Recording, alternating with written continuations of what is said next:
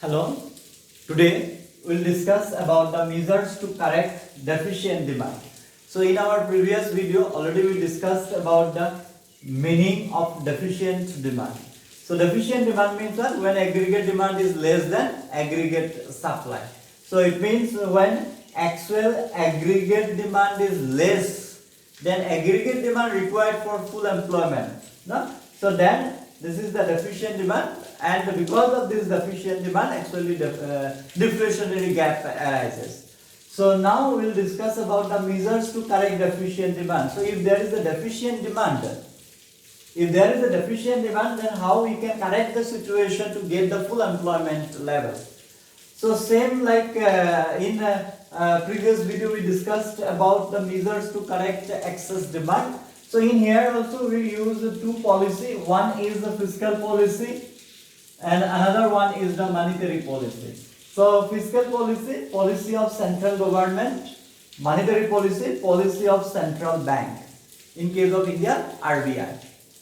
So now first you see the fiscal policy. So in case of fiscal policy, there are two parts. One is government spending and another one is the tax. So if there is a deficient demand, it means AD is less. Okay, so there are so many reasons already we discussed why actually deficient demand. Like less propensity to consume, increase in taxes, less export, more import. Okay. So when there is a deficient demand, then under fiscal policy, government will increase government spending. When government increase the expenditure, then it will increase the demand for goods and the services, and it can control this situation, or it can correct this deficient demand. Is it clear? When government increase the government expenditure spending on goods and services, then it can correct the deficient demand. Decrease in tax, already we discussed. When the tax decreases, then what is the impact? It will decrease the price of the product. When less tax, it means what? Less price of the product. So when price is less, then people can buy more. So it will increase the demand. Clear? So first is increase in government expenditure. Second is decrease in tax. Decrease in tax means decrease in price of the commodity. People can buy more. So it can correct this deficient demand. Simple. Now under monetary policy, quantitative and qualitative two instruments are there. So already discussed in case of control of money supply by the central bank, we have already discussed about the quantitative and qualitative. So we will repeat here again. If deficient demand, it means aggregate demand is less than aggregate supply, then under this monetary policy, what central bank will do? First, decrease in bank rate. So when bank rate decreases, then cost of borrowing also decreases for commercial bank.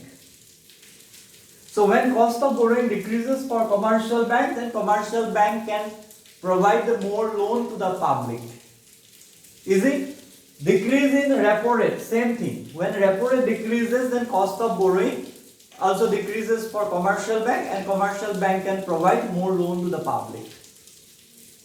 Purchase of securities. In that case, central bank will buy securities from the commercial bank, and central bank will give money to the commercial bank or liquid, and from there commercial bank again provide loan to the public, and it will increase the demand because more cash, more demand. Decrease in LRR. It means when LRR decreases, then bank means commercial bank can provide more loan to the public.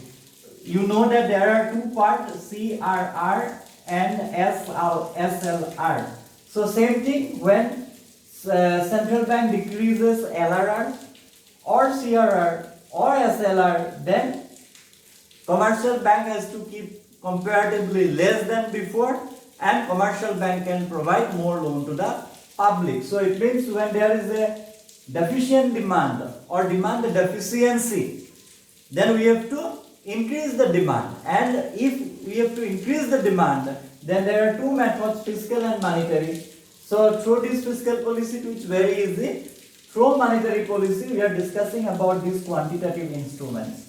So So when the central bank will decrease these LRR or CRR or SLR, now commercial bank can provide more loan to the public and then people will demand more. Under qualitative instruments, decrease in margin requirements. So you all know about the margin requirements. This is the difference between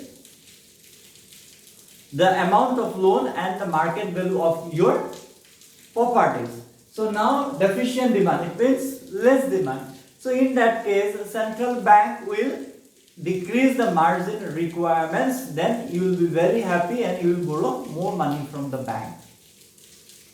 Then advise to encourage the lending also. So they can advise, how they can advise? They decrease the rate of interest so that people can take more loan. And then people can invest and it will increase their demand. Withdraw credit rationing. It means there should not be any restrictions. If they want to borrow, then let them borrow. Okay, so this is all about the measures to correct deficient demand. Students, please remember, measures to correct deficient demand and measures to correct excess demand is same instruments, same policy. But thing is that just you have to see clearly decrease and increase.